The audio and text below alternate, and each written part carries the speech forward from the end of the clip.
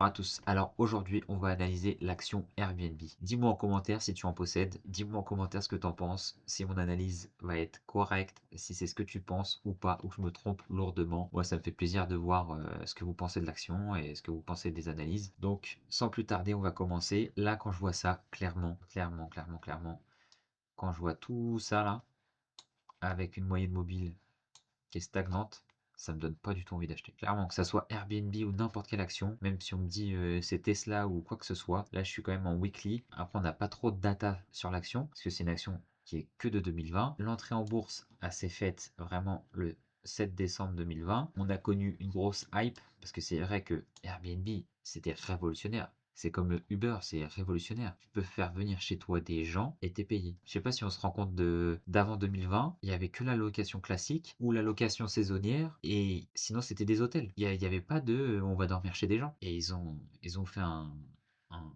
une évolution de fou dans ce mindset-là de se dire tiens, on va faire ça, les gens tout le monde va être gagnant-gagnant.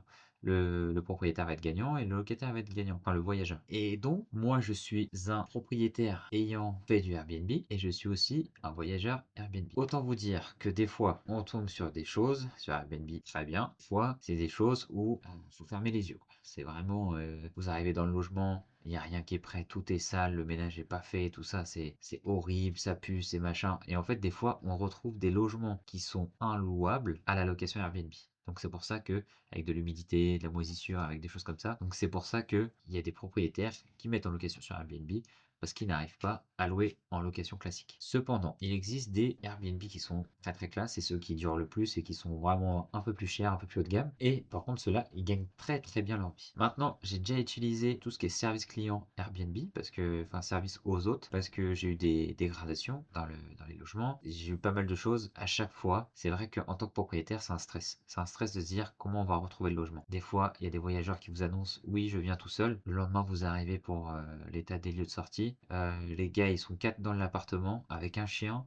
Alors que le mec, il a mis sur Airbnb qu'il était tout seul. En fait, il n'y a pas assez de sécurité, il n'y a pas assez de. C'est pas assez sécurisé, c'est pas assez fiable encore. C'est pas assez fiable. Quand tout sera bien fiable, bien encadré, pourquoi pas? Pourquoi pas, je dirais, comme un hôtel, en fait, vraiment très encadré.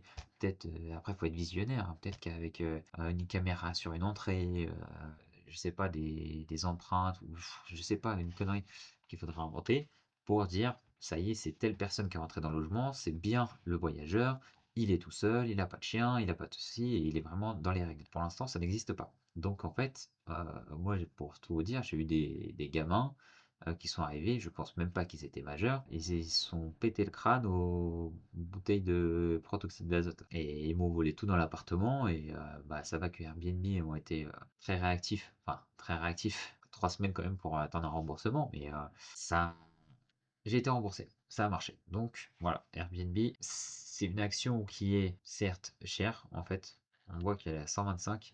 On est monté au plus haut à 220. 220, donc en fait les IPO comme ça, les entrées en bourse, généralement il faut pas acheter. Parce que là on peut voir je crois que c'est sur 8 IPO sur 10 où ça se casse la gueule. Donc là on peut voir, on a fait un pic et après on a fait que descendre, descendre, descendre.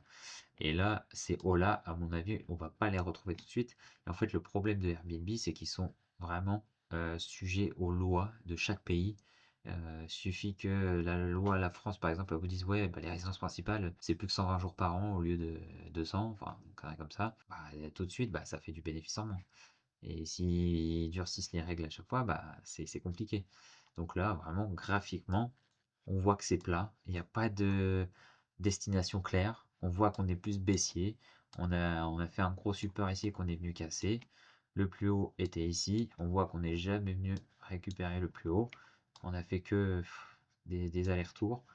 Donc, pour moi, là, la direction, c'est le bas, hein. C'est le bas ou une continuation en range. Donc là, on a une belle trendline ici qui nous dit que pour l'instant, on est baissier. Les moyennes mobiles, elles sont plates. Donc, pour l'instant, Airbnb, je m'en écarterais si j'étais vous. Mais en tout cas, ceci n'est pas un conseil d'investissement. Par contre, en termes financiers purs et durs, chiffre d'affaires 2020-2021, donc voilà, le temps qui se fasse et tout, connaître tout ça et que tout le monde se mette en place, forcément, ils étaient un peu perdants. Mais après, 2022, je ne sais pas si on se rend compte, ils font 8,4 milliards de chiffre d'affaires. pour presque 2 milliards de bénéfices. C'est bien quoi, enfin pour une entreprise, c'est incroyable et après, c'est 50 de bénéfices. En résultat net, presque 50 de bénéfices. Je sais pas si on se rend compte, c'est 2023, où est-ce qu'on était en 2023? On était là, donc on peut voir que oui, forcément, c'est bien monté avec les résultats, avec tout ça.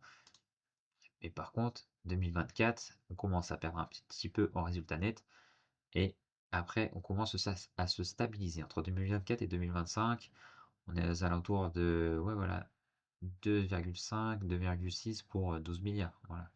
Là, on a fait vraiment un chiffre record 2023, mais après, ça se stabilise. Donc, après, si on arrive à faire encore une troisième année avec un chiffre d'affaires similaire, un résultat net similaire, on peut voir un peu plus à l'avenir sur l'entreprise et potentiellement voir un peu plus son prix réel de l'action comparé au prix actuel sur lequel il est affiché. Peut-être que l'action va très bien surperformer, mais à partir de 40. À partir de 40 euros, elle va monter à 50, 60, 80 et son prix réel c'est dans ces eaux-là, quoi. Ça va être dans les entre 2 bornes, entre les 100 et les 60. On ne sait pas, en fait. On ne sait pas de quoi l'avenir est fait. Mais en tout cas, pour moi, cette action est un peu chère, un peu trop et surévaluée. Je ne sais pas si vous, vous souhaitez investir dans cette action. C'est moi, personnellement, je ne préfère pas investir dans cette action. Après, vous êtes libre de faire chaque investissement, c'est vos risques, c'est votre portefeuille, vous faites ce que vous voulez. N'hésitez pas à vous abonner, à liker et à mettre en commentaire ce que vous pensez de cette action et de cette entreprise. Me dire si c'est l'avenir ou si ça y est, ça a fait son pump et maintenant ça y est, ça va être du calme plat. N'hésitez pas à me dire ça dans les commentaires. Allez, ciao.